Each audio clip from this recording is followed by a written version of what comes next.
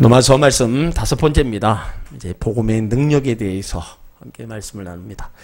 오늘 본문의 주제는 의인은 믿음으로 말미암아 살아야 된다는 거예요. 우리가 지난 시간에 16절까지 생각해 봤는데 조금 더 부족한 것 같아서 오늘 16절, 17절 말씀을 다시 한번 우리가 하나님 말씀에서 진리를 발견하고자 합니다. 오늘 16절 말씀에 보면 내가 복음을 부끄러워하지 아니하노니 이 복음은 모든 믿는 자에게 구원을 주신 하나님의 능력이 됩니다. 첫째는 유대인에게요, 또한 헬라인에게로다. 자, 복음을 부끄러워하지 않는다는 바울은 당당하게 선언하고 있습니다. 바울은요, 당시 초대교인들이 복음을 부끄러워하고 그 유혹이 있다는 사실을 잘 알고 있었어요. 자, 첫째는 유대인에게는 꺼리는 것이었습니다. 왜 그러냐? 신명기 21장 23절에 보면 나무에 달린 자는 하나님께 저주를 받았음이니라. 그러니까 이 말씀의 근거에서 유대인들은 십자가를 저주의 상징으로 여깁니다. 유대인들은 메시아는 승리와 영광으로 오실 것이고 또 그렇게 오시는 바로 주님을 믿는다. 그렇게 생각하고 있었어요. 그러나 십자가는 패배요, 저주를 드러낸 상징적인 것으로 알고 있었습니다. 그러니까 십자가에 달린 예수 그리스도를 통해서 복음은 유대인에게는 더 이상의 복음일 수가 없었어요. 자기들이 생각했던 것과는 전혀 다른 모습으로 예수님이 오셨기 때문에 이제 유대인에게 복음은 꺼리는 것이 됐습니다. 자, 헬라인에게는 어땠어요? 미련한 것이라고 그랬습니다. 헬라인들이 볼 때는 위대한 신이 자기의 대적자들에 의해 십자가에 죽임을 당하는 것을 봤을 때 이건 말도 안 된다는 거예요. 어떻게 메시아가 십자가에 못 박혀 달려 죽느냐. 말도 안 된다. 그래서 자기들의 대적과 싸워 패하신 신은 더 이상 신일 수 없다는 겁니다. 그러니까 십자가의 복음은 헬라인들이 볼 때 그 자체로 미련하고 어리석은 것으로 보였어요. 유대인이나 헬라인이 복음을 꺼리는 것으로 어리석은 것으로 생각해서 복음을 부끄러워할 수밖에 없는 상황에도 복음을 자랑하는 이유가 무엇인가? 복음이 모든 믿는 자에게 구원을 주시는 하나님의 능력이라는 사실을 바울은 깨달았기 때문입니다. 바울은 자기가 실제로 신앙생활하면서 복음의 능력이 있다는 사실을 체험한 사람이에요. 그래서 본문에서 복음의 능력을 말하고 있는 겁니다. 먼저 결론부터 말하자면 복음의 능력은 첫째 구원이고 둘째는 의롭다함입니다. 누구든지 예수를 믿으면 구원과 함께 의롭다함을 받게 됩니다. 이것이 바울이 설명하고 있는 복음의 진수예요. 또 로마서 전장의 주제고 요점입니다.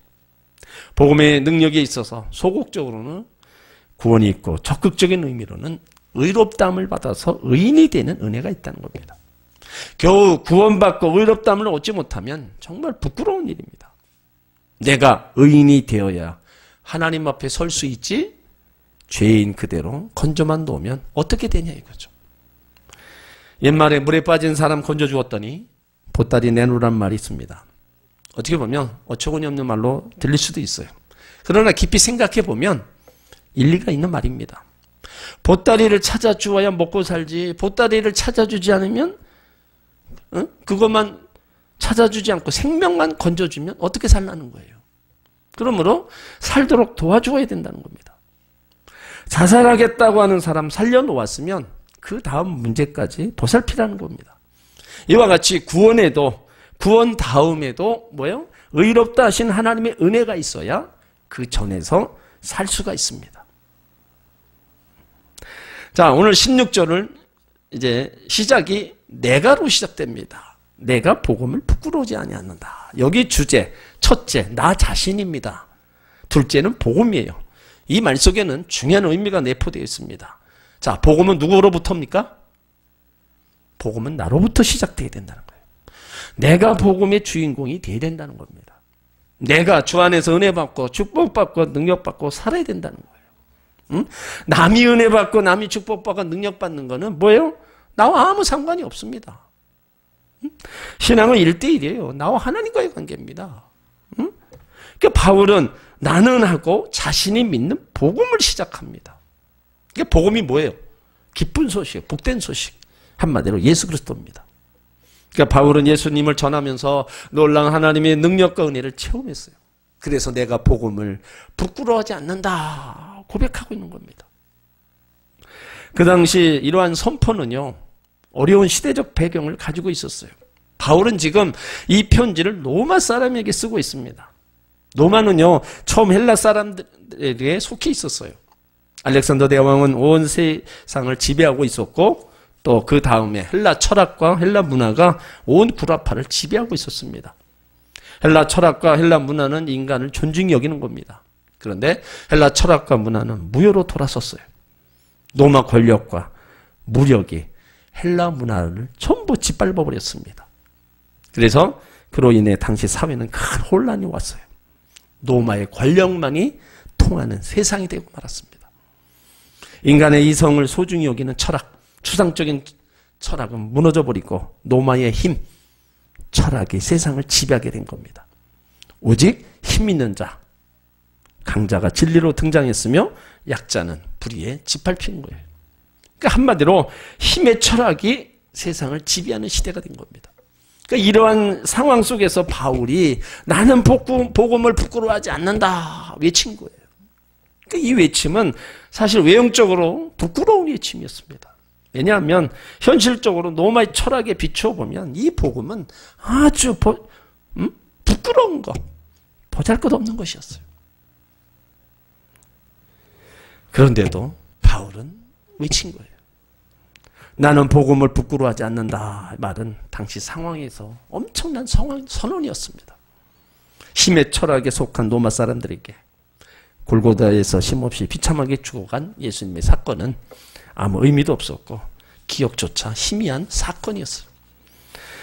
당시 바울이 나는 십자가를 자랑하고 복음을 자랑한다는 것, 로마 제국을 향하여 선전포고하는 것과 같은 것이었습니다. 복음을 부끄러워하지 않을 뿐 아니라 복음의 능력이 있다고 외쳤어요. 한마디로 예수는 전적인 권력이요, 예수만이 능력이요, 힘이라고 외쳤다는 겁니다. 로마 상대로 한 이 한마디가 엄청난 선언이었어요.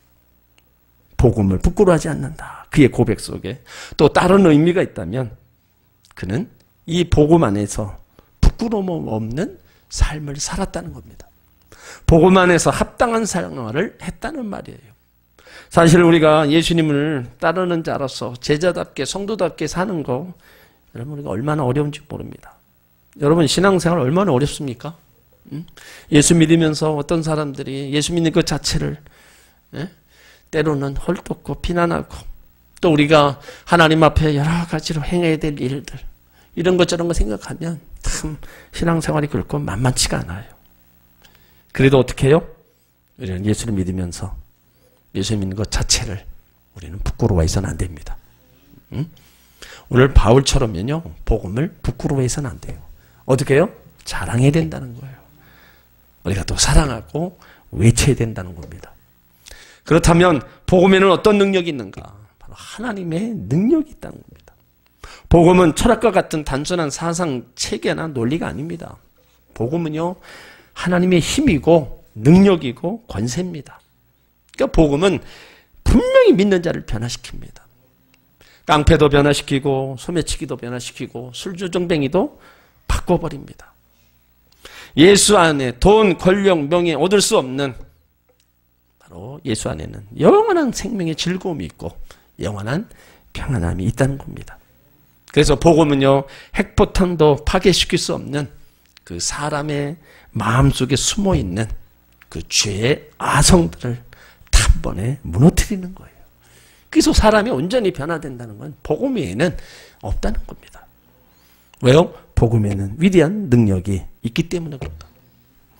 이 사실을 체험한 예레미야 선지자가 예레미야 23장 29절에 얘기합니다. 나 여호와가 말하노라 내 말이 불같지 아니하냐 반석을 쳐서 부스러뜨리는 방망이 같지 않냐. 엄청난 거예요.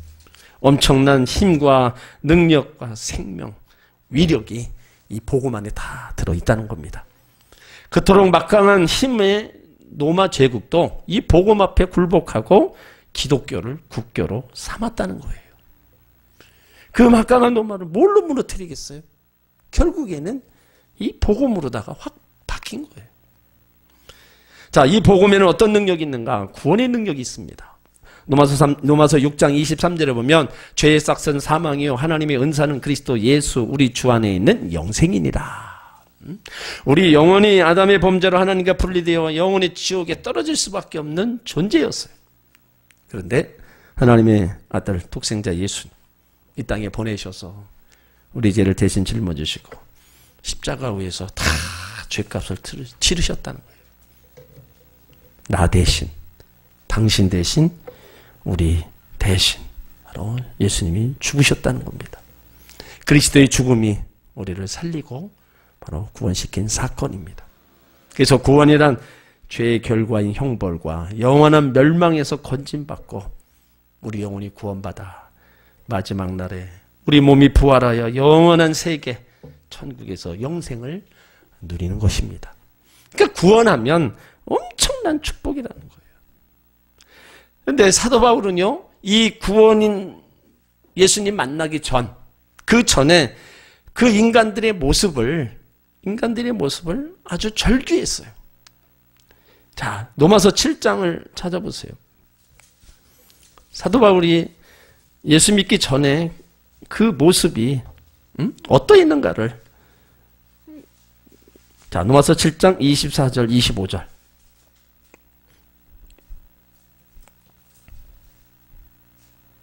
자, 읽겠습니다. 오라 나는 공고한 사람이로다. 이 사망의 몸에서 누가 나를 건져내랴. 우리 주 예수 그리스도로 말미암아 하나님께 감사하리로다. 그런즉 내 자신이 마음으로는 하나님의 법을 육신으로는 죄의 법을 섬기노라. 자, 오라 나는 공고한 사람이로다. 이 사망의 몸에서 누가 나를 건져내랴. 누가 건질 수 있습니까? 25절에 우리 주 예수 그리스도로 말미암아 하나님께 감사하리로다. 여러분, 사망 권세에서 주님이 건져내셨습니다. 구원이란 죽어서 천국 가는 것을 아는 사람 많습니다. 물론 틀린 얘기는 아닙니다. 그렇지만 이 땅에서도 구원의 은혜가 있다는 거예요. 이 땅에서 구원이란 뭐예요? 자유함을 말합니다. 구원은 자유, 무엇으로부터 풀려나는 것을 의미해요. 그래서 물에 빠졌던 사람을 구출하게 되면 그것이 또 구원이고, 병이 있던 사람이 낫게 되면 그것도 구원입니다. 실패한 사람이 있어서 일어서는 거, 그것도 구원이에요. 자유와 해방을 의미합니다. 이스라엘 백성들이 종로에서 풀려났는데 그것도 구원이에요. 그러니까 어떠한 구속에서 풀려나고 건진받는 것이 이 땅에서의 구원입니다. 지금 현재도 이 구원의 능력이 있다고 우리는 믿어야 됩니다. 내가 가지고 있는 모든 문제 속에 아픔 속에서도 하나님은 여기서 우리를 건지신다는 거예요. 영원 구원뿐만 아니라 이 땅에서도 그 구원의 은총을 우리가 살면서 당하는 모든 어려움에서도 그 구원의 은총을 베풀어 주신다는 겁니다. 그래서 신앙은 믿음대로 되는 거예요. 자, 이렇게 구원의 능력이 있고 그 다음에 복음은 죄악을 멸하는 능력이 있다는 거예요. 이사야 9장 2절에 보면 흑암에 행하던 백성이 큰 빛을 보고 사망의 그늘질 땅에 거하던 자에게 빛이 비추도다. 로마서 6장 14절에도 죄가 너희를 주관치 못하리니 이는 너희가 법 아래 있지 아니하고 은혜 아래 있음이니라. 죄악에 관하는 이 세상에서 복음만이 죄악을 멸하고 인류의 잘못된 것들을 복음으로만 고칠 수 있다는 겁니다. 돈이 아무리 귀하다고 하지만 죽은 사람은 살릴 수 없어요.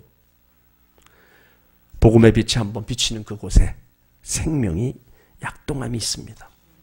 그래서 복음은 구원의 능력이 있다는 거예요.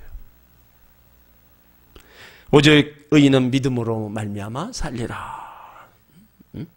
여러분, 이 복음이 루터로 하여금 종교 개혁을 이루게 했다는 거예요. 그러니까 로마서는 복음 중에 복음이고 바울 서신 중에 최대의 걸작품입니다. 세계의 역사는 로마서가 만들었다고 해도 과언이 아니에요. 이 로마서를 보고 많은 그 믿음의 선진들, 거기 또 웬만한 크게 쓰임받았던 죄종들, 이 개종한 사람들 다 로마서를 통해서 종교개혁까지 노마서를 통해서 다 일어난 겁니다. 그러니까 세계사에서 기독교 역사를 빼놓을 수 없는 거, 노마서, 또 바울을 빼놓을 수 없는 거예요.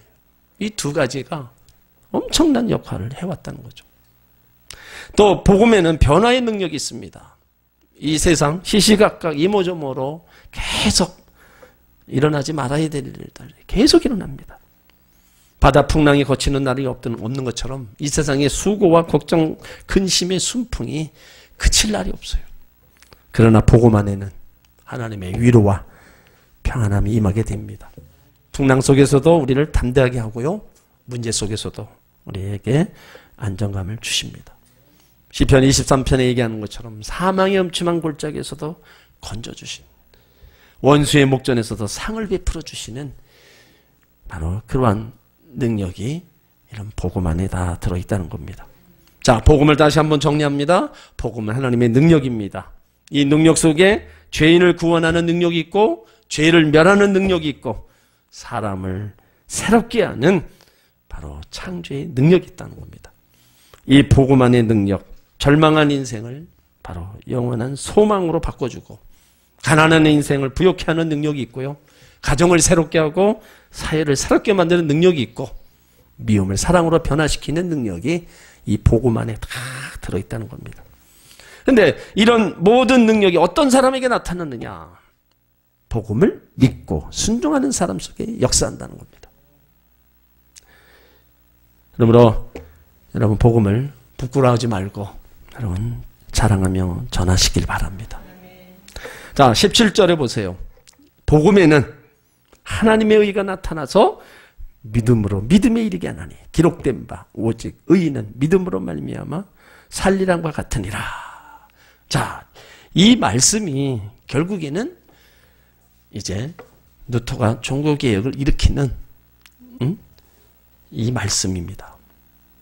여러분 카톨릭이 언제 생겼냐면 우리가 사도행전에서 오순절 마가다락방에 교회가 시작됐어요. 그때는 오직 예수밖에 없었습니다. 근데 로마 정부가 예수 믿는 사람들을 너무 핍박을 한 거예요. 그때만 해도 로마 정부는요 황제가 신이었습니다.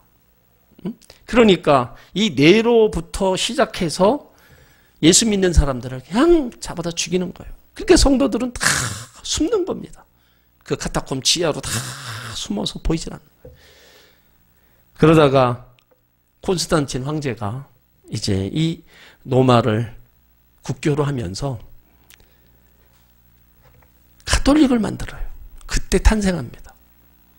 가톨릭 전까지는 예수 믿는 사람들은 제자, 사도, 이렇게 교부, 이렇게 얘기를 했었어요.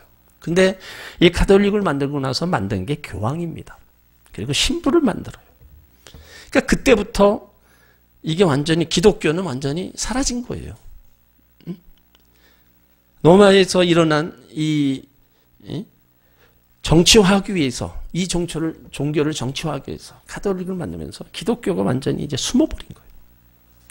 그러니까 이러한 시대에 루터가 처음에는 천주교 신부였어요. 루터도. 천주교 신부로 로마에 갔을 때 그때 나이가 30살이었습니다. 그 동료 신부들과 함께 스칼라 상타라는 그 계단을 무릎으로다가 올라가는 거예요. 이 계단이 28층으로 되어 있는데 이 계단은 예수님이 빌라도에게 고난 당하시면서 올라가신 계단, 주님의 부활 후에 천사들이 로마로 옮겼다고 해서 누구든지 이 계단을 무릎으로 한번 오르고 내리면 15년간 죄를 용서받는다고 하는 터무니없는 조작 전설을, 그 전설이 가톨릭 안에 있었습니다. 그러니까 루터도 지금 그 얘기를 듣고 거기로 올라가는 거예요. 그런데 반쯤 올라갔을 때 평소에 읽고 은혜 받았던 이 로마서 1장 17절 말씀이 캄캄한 밤중에 샛별처럼 그의 마음에 밝히 다가오는 거예요.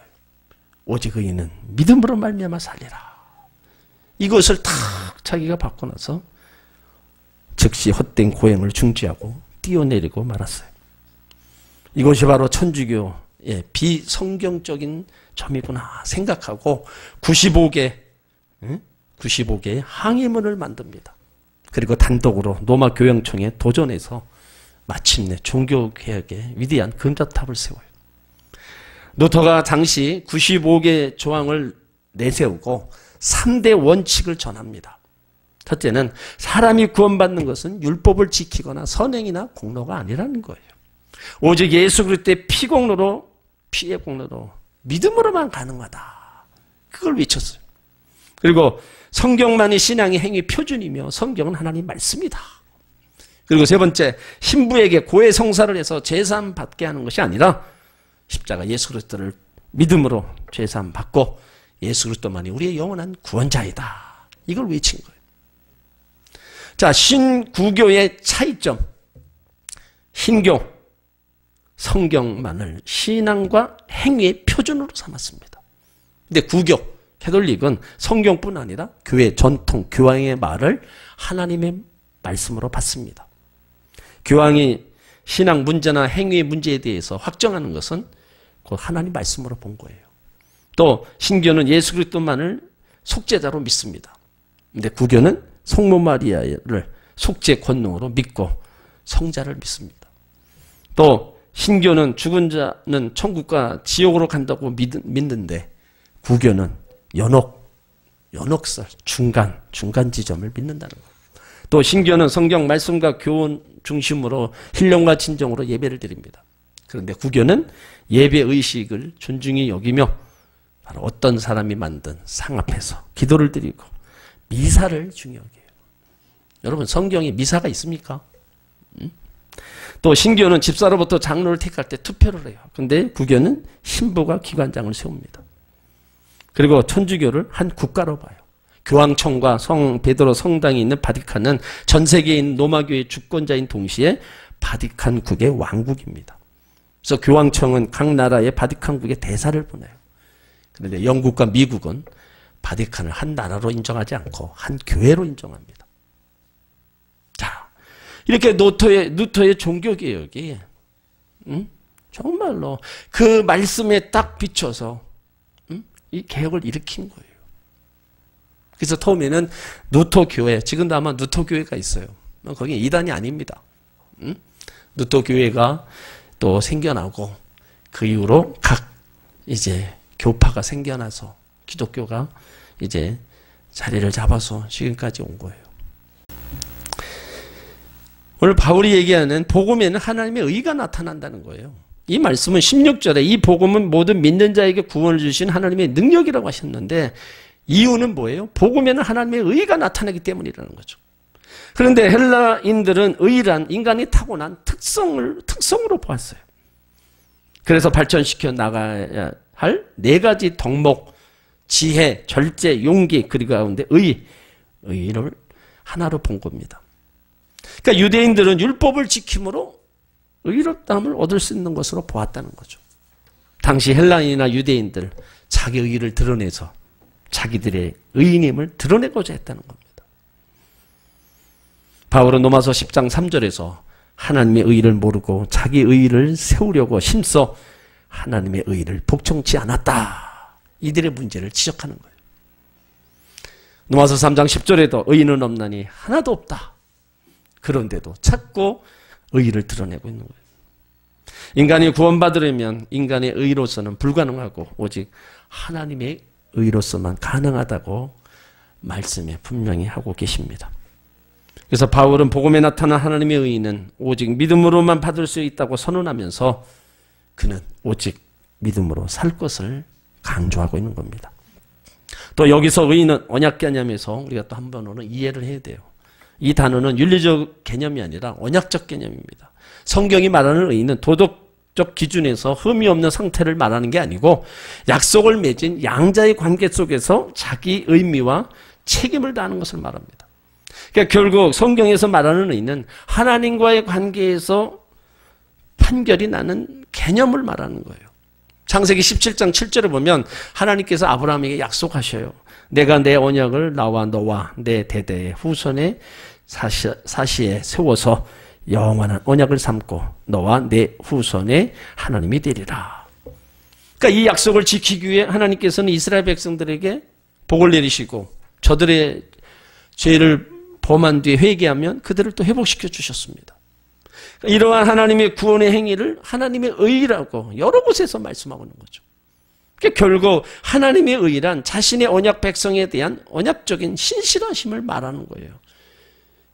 그래서 하나님의 의는 인자와 성실이라는 단어로 정의되기도 합니다. 오직 이 의는 하나님만을 믿을 때만 덧입을 수가 있다는 겁니다. 절대로 인간의 선행으로 의를 덧입을 수가 없는 거예요. 그러면 의를 덧입는 믿음이란 뭐예요? 하나님의 약속을 철저하게 신뢰하는 겁니다. 이것은 두 가지로 정리할 수 있는데, 하나는 십자가상에 나타난 구원의 약속을 믿는 겁니다. 십자가의 죽으심을 통해 우리 죄를 용서하심과 우리와 관계를 회복하신다는 사실을 바로 믿는 거예요. 그리고 약속을 지키며 사는 것을 말합니다.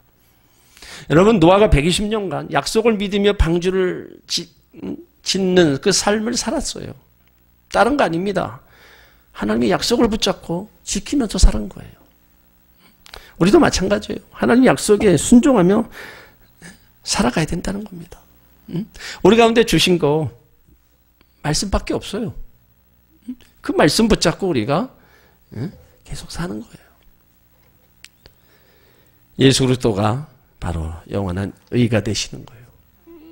이사야 51장 5절에도 내 의가 가깝고 내 구원이 나갔은즉 내 팔이 만민을 심판하리니 섬들이 나를 앙망하여 내 팔에 의지하리라. 로마서 3장 21절에 하나님의 한 의가 나타났으니 율법과 선지자들에게 증거를 받은 것이라. 곧 예수 그리스도를 믿음으로 말미암아 모든 믿는 자에게 미치는 하나님의 의인이 차별이 없느니라. 여러분, 하나님의 의가 되신 예수 그리스도, 바로 그 예수 그리스도가 의가 아니면 인류의 구원은 절대로 이루어질 수 없어요. 그런데 아담에게 명하신 그 행위 계약을 결국은 파괴한 거예요. 창세기 2장 17절에 선악을 알게 하는 나무의 실과를 먹지 말라. 내가 먹는 날에는 정령 죽는다. 이 행위 계약을 인간 편에서 일방적으로 어기고 말았습니다. 그래서 하나님의 축복 관계에서 끊어지고 영적인 죽음이 왔고 영과 육이 분리되는 죽음이 와서 영원히 버림받는 내세 지옥의 형벌이 바로 둘째 사망을 받게 된 겁니다. 의인은 없나니 하나도 없습니다. 하나님은 행위계약을 없앨 수가 없어요. 왜요? 하나님의 속성, 하나 변함이 없으시기 때문에. 그러므로 행위계약을 어긴 죄값은 당연히 바로 형벌 받아야 되는 건 변할 수가 없는 겁니다. 하나님은 인간의 영과 육을 구원해 주시기 위해서 하나님의 의가 되신 예수 그리스도를 약속대로 인류에게 보내주셨어요. 그 예수 그리스도를 이 땅에 보내셔서 우리의 모든 죄를 청산하시고 죽은 자 가운데서 부활하셔서 하나님 나라에 오르게 하셨어요. 그러므로 누구를 막론하고 복음에 나타난 하나님의 의, 곧 예수를 믿어야 영원히 살 수 있는 겁니다. 그래서 믿음으로 믿음을 한다. 하나님의 의가 되신 예수 그리스도를 통해서 영생 얻는 길은 오직 믿음뿐이라고 강조하고 있는 거예요. 믿음으로 믿음에 이르게 한다. 근데 이 의는 차별이 없다는 거죠. 16절에 얘기한 것처럼 유대인이나 헬라인에게 하나님의 의가 차별이 없다는 거예요. 첫째도 둘째도 셋째도 구원은 믿음으로 말미암아 가능하다는 말입니다. 그러니까 바울은 이것을 가르치기 위해서 구약의 하박국서 2장 4절의 말씀을 인용한 거예요. 오직 의인은 믿음으로 말미암아 살리라. 또 갈라디아서 3장 11절에도 의인은 믿음으로 말미암아 살리라 인용했습니다. 이스라엘 우화 가운데 새들의 불평이라는 이야기가 있어요. 하나님은요, 모든 동물을 다 창조를 끝났을 때 새들이 불평하기를 시작했다는 거예요. 새들은 짐승들에게 무거운 짐을 안 줬는데 왜 우리 새들에게만 짐을 지어주어서 이렇게 걷기도 힘들게 하십니까? 투덜대며 창조주에게 불평을 털어놨다는 거예요. 그러나 잠시 후에 독수리가 어깨에 붙은 무거운 짐을 움직여 보았어요. 그랬더니 온몸이 갑자기 가벼워지고 공중을 날 수 있게 됐다는 거예요. 그러니까 부착물은 짐이 아니라 하늘을 날 수 있는 은총의 선물인 날개였던 겁니다. 여러분, 믿음은 바로 이런 거예요. 믿음은 우리에게 큰 짐으로 다가오는 것 같지만 하나님이 우리에게 짐으로 준 게 아니고 우리를 더 하나님 사람답게 살게 해 주신 은총의 선물이라는 거예요. 여러분, 내가 신앙생활하는 거 짐으로 여기면 안 돼요. 믿음의 길을 가는 걸 짐으로 여기고 그냥 왜 이렇게 힘들다만 생각하면 안 됩니다. 우리를 구원에 이르게 하는 귀한 선물이 담겨져 있다는 거예요. 바울이 전도 여행한 중에 병이 생겨 갈라디아 지방에 가서 지내게 될 때가 있었어요. 그곳에서 복음 전파하며 교회를 세웠던 그곳입니다. 근데 그곳에 있다가 바울이 떠나려고 할 때 갈라디아 지방에 이상한 신앙을 가진 자들이 들어와서 교인들을 미혹하는 겁니다. 갈라디아 교회를 미혹해하는 자들은 두 부류였습니다. 하나는 유대주의적 기독교인으로서 예수를 믿는 것으로만 구원을 얻을 수가 없다는 겁니다. 반드시 할례를 받고 율법을 지켜야 된다. 이거를 그 교인들에게 와서 퍼뜨리는 거예요. 여러분, 우리가 할례, 침례 안 받아도 구원은 받습니다. 응? 율법, 우리가 어떻게 다 지켜요? 율법을? 응? 율법을 다 지켜도 하나만 범하면 못 지키는 거예요. 그러니까 유대주의적 기독교인들이 예수 믿는 것만 구원이 아니다. 할례도 해야 되고 율법을 다 지켜야 된다. 이게 혼돈이 오는 거예요. 또 다른 부류 사람들은 영주주의자로서 예수를 믿음으로 말미암아 영원히 구원받았기 때문에 이제 육으로는 무슨 일을 하든지 상관이 없다는 거예요. 그러니까 죄 짓고 살아도 전혀 관계없다는 거예요. 응? 여러분, 예수 믿으면 더 거룩한 백성으로 살아가야지 믿지 않는 사람처럼 똑같이 살면 뭐가 다르다는 거예요. 이 두 부류가 들어와서 갈라디아 교회를 어지럽게 만드는 거예요. 그러니까 바울이 전한 은혜의 복음은 다시 유대교의 형식주의로 돌아가고 영과 육의 극단적으로 구분하는 이원론에 빠지는 위험에 처하게 됩니다. 이런 갈라디아 교회 문제에 대해서 바울이 오직 의인은 믿음으로 살아야 된다 가르치고 있는 거예요. 여러분, 이 가르침은 저와 여러분에게도 해당됩니다. 우리는 믿음으로 살아야 돼요. 왜요? 구원의 능력이 있기 때문에. 믿음에서 믿음으로다가 계속해서 살아가야지. 다른 것이 우리 그 가운데 끼어 들어오면 안 됩니다.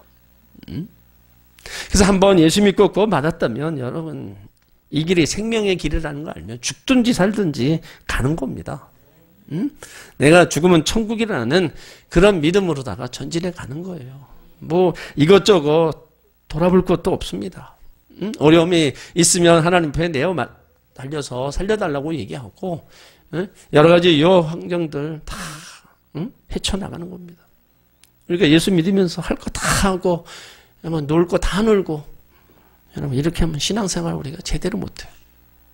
절제하면서 주님을 위해 절제하면서 그 은혜 감사하면서 또 절제하면서 우리가 살아가야 되는 거예요. 그렇지만 그 길이 결코 남들이 보기에 그렇게 불쌍해 보이는 것 아닙니다.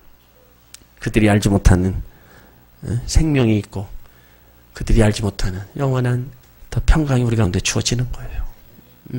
우리가 그것을 체험해야 되고 또 그렇게 살아가야 된다는 겁니다. 복음에는 바로 능력이 있다는 거. 여러분, 이 복음은 모든 믿는 자에게 주시는 하나님의 능력이다. 이게 중요하잖아요. 16절에. 모든 믿는 자에게 주신 하나님의 능력이다. 누구나 다 해당되는 겁니다. 누구에게나. 복음에는 하나님의 의가 나타나서 믿음에 이르게 한다. 그러니까 의인은 믿음으로 말미암아 살아야 된다. 저와 여러분이 의인입니다. 여러분, 이 믿음의 길을 끝까지 가야 되고요. 이렇게 살기를 힘쓰고 애써야 돼요. 절대로 이런 은혜를 우리가 입었는데 내 믿음이 자꾸 딴 데로 좌우로 치우치고 뒤로 물러가고 뒤죽박죽 왔다 갔다 오르락 내리락 하면 안 됩니다. 그런 상황이 온다면 빨리 정신을 차리고 믿음의 길을 바로 서야 돼요. 그래야 거기서 빨리 또 회복이 되는 겁니다. 우리는 바울이 자기가 그렇게 복음을 부끄러워하지 않는다. 자기가 그런 걸 체험했잖아요. 그러니까 당당하게 외치는 거예요. 이 외침이 오늘 우리까지 왔습니다. 그러면 우리도 이 외침을 우리가 해야 되고 이렇게 믿음의 길을 가기를 힘쓰고 했어야 될 줄 믿습니다. 기도합니다. 하나님 아버지 감사합니다. 바울이 복음을 부끄러워하지 않는다고 했습니다. 하나님 우리도 복음을 부끄러워하지 않게 하여 주옵소서. 이 복음은 모든 믿는 자에게 구원을 주신 하나님의 능력이라 했습니다. 복음은 구원의 능력이 있고 죄악을 멸하는 능력이 있고 사람을 변화시키는 능력이 있습니다. 이 복음을 받은 자답게 이제 믿음의 삶을 살아가게 하여 주옵소서. 믿음에 이르게 한다고 하셨습니다. 의인은 믿음으로 말미암아 살아나고 있습니다. 끝까지 주님을 믿는 믿음 안에서 말씀을 믿는 믿음 안에서 살아가는 복된 성도들을 되게 하여 주옵소서. 예수님의 이름으로 기도하옵나이다. 아멘. 이 시간 우리 같이 기도합니다.